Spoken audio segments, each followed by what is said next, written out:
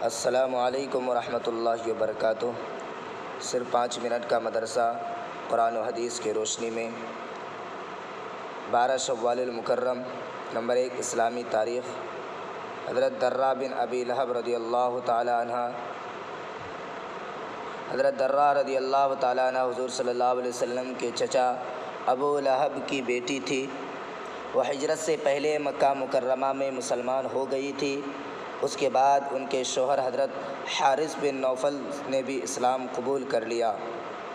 پھر دونوں ہجرت کر کے مدینہ منورہ پہنچے تو مدینہ کی عورتوں نے کہا، تمہارے باپ ابو لہب کی بدبختی رسول اللہ صلی اللہ علیہ وسلم کی دشمنی کی وجہ سے اللہ تعالیٰ نے ایک سورہ نازل فرمائی جس میں ان کی ہلاکت و بربادی کا تذکرہ ہے، اس لیے تمہارے ہجرت سے تمہیں بھی کوئی فائدہ نہیں ہوگا۔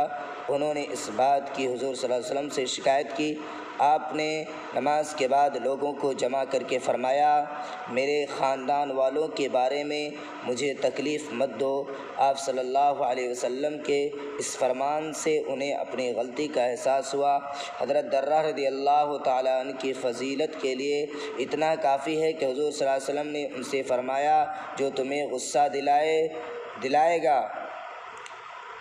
اللہ کو بھی اس سے پر غصہ آئے گا، جو تمہیں غصہ دلائے گا اللہ کو بھی اس پر غصہ آئے گا۔ میں تم سے ہوں اور تم مجھ سے ہو۔ حضرت درہ رضی اللہ تعالیٰ عنہ کے والد ابو لہب کو حضور صلی اللہ علیہ وسلم کے سخت دشمن تھے، اس کے باوجود بغیر کسی پرواہ کیے انہوں نے اسلام قبول کر لیا۔ یہ ان کے رسول صلی اللہ علیہ وسلم سے سچی محبت کی علامت ہے۔ حضور صلی اللہ علیہ وسلم نے فتح مکہ کے بعد ان کے شوہر حضرت حارث رضی اللہ تعالیٰ عنہ کو جدہ کا گورنر بنایا۔ محدثین نے ان سے کچھ حدیثیں بھی بیان کی ہے۔ حضرت عمر رضی اللہ تعالیٰ عنہ کے زمانہ خلافت میں سن 20 ہجری میں ان کی وفات ہوئی۔ نمبر 9 حضور صلی اللہ علیہ وسلم کا معجزہ۔ زید بن ارقم رضی اللہ تعالیٰ عنہ کے بارے میں پیشین گوئی۔ حضرت انیسہ رضی اللہ تعالیٰ عنہ فرماتی ہیں کہ ایک مرتبہ میرے والد حضرت زید بن ارقم بیمار ہوئے تو رسول اللہ صلی اللہ علیہ وسلم عیادت کے لیے تشریف لائے۔ آپ صلی اللہ علیہ وسلم نے فرمایا، یہ بیماری تو اتنی زیادہ خطرناک نہیں، اس لیے کوئی حرج نہیں، لیکن میرے وفات کے بعد آپ کی بینائی چلی جائے گی اور آپ کی عمر بھی زیادہ ہوگی، اس وقت آپ کیا کریں گے؟ تو حضرت زید رضی اللہ تعالیٰ نے فرمایا، تب تو میں ثواب کی امید رکھوں گا اور صبر کروں گا۔ حضور صلی اللہ علیہ وسلم نے فرمایا، تم بغیر حساب کے جنت میں داخل ہوں گے۔ چنانچہ آپ صلی اللہ علیہ وسلم کے فرمان کے مطابق آپ صلی اللہ علیہ وسلم کی وفات کے بعد حضرت زید رضی اللہ تعالیٰ عنہ کی آنکھ سے روشنی ختم ہو گئی۔ پھر کچھ مدت بعد اللہ تعالیٰ نے ان کی بینائی واپس کر دی اور پھر وفات پائی۔ نمبر 3 ایک فرض کے بارے میں سچی گواہی دینا۔ قرآن میں اللہ تعالیٰ فرماتا ہے، اے ایمان والو، انصاف پر قائم رہتے ہوئے اللہ کے لیے گواہی دو، چاہے وہ تمہارے ذات، والدین اور رشتہ داروں کے خلاف کی کیوں نہ ہو۔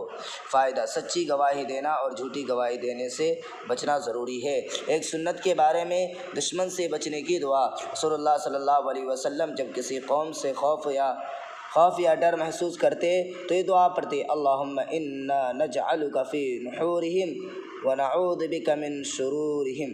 ترجمہ، اے اللہ، ہم تجھ کو ان دشمنوں کے مقابلے میں پیش کرتے ہیں اور ان کے شر سے پناہ چاہتے ہیں۔ نمبر 5 ایک اہم عمل کی فضیلت، تقوی اور حسن اخلاق کا درجہ۔ رسول اللہ صلی اللہ علیہ وسلم سے پوچھا گیا کہ کس عمل سے اکثر لوگ جنت میں جائیں گے؟ رسول اللہ صلی اللہ علیہ وسلم نے فرمایا، تقوی اور اچھے اخلاق کی وجہ سے۔ نمبر 6 ایک گناہ کے بارے میں اللہ اور اس کے رسول کی نافرمانی کرنا۔ قرآن میں اللہ تعالیٰ فرماتا ہے، جو شخص اللہ اور اس کے رسول کا کہنا نہ مانے وہ کھلی ہوئی گمراہی میں ہے۔ نمبر 7 دنیا کے بارے میں سواری کے جانور۔ قرآن میں اللہ تعالیٰ فرماتا ہے، اسی نے یعنی اللہ تعالیٰ نے گھوڑے، کھچر اور گدھے بھی پیدا کیے تاکہ تم ان پر سوار ہو کر زیب و زینت حاصل کرو، اور آئندہ بھی ایسی چیزیں پیدا کر دے گا جن کو تم ابھی نہیں جانتے۔ نمبر 8 آخرت کے بارے میں اہل جنت کی عمر۔ رسول اللہ صلی اللہ علیہ وسلم نے فرمایا، جنتی لوگ جنت میں بغیر داڑھی کے سرما لگائے ہوئے 30 یا 33 سالہ نوجوان کی شکل میں داخل ہوں گے۔ نمبر 9، طب نبوی سے علاج۔ رسول اللہ صلی اللہ علیہ وسلم کان بجنے کا علاج۔ رسول اللہ صلی اللہ علیہ وسلم نے فرمایا، تم میں سے کسی کا کان بجے تو مجھے یاد کریں اور مجھ پر درود بھیجیں۔ نمبر 10، نبی صلی اللہ علیہ وسلم کی نصیحت۔ رسول اللہ صلی اللہ علیہ وسلم نے فرمایا، تم موت کی تمنا کرو کیونکہ آخرت کا معاملہ نہایت سخت ہے، اور نیک بختی کی علامت یہ ہے کہ عمر زیادہ ہو اور اس کی توبہ کی توفیق مل جائے۔ عمر زیادہ ہوا اور اس کو توبہ کی توفیق مل جائے۔ اللہ تعالیٰ کہنے سننے سے زیادہ اس تعلیم پر عمل کرنے کی توفیق مرحمت فرمائیں۔ سبحان ربک رب العزۃ عما یصفون وسلام علی المرسلین الحمد للہ رب العالمین۔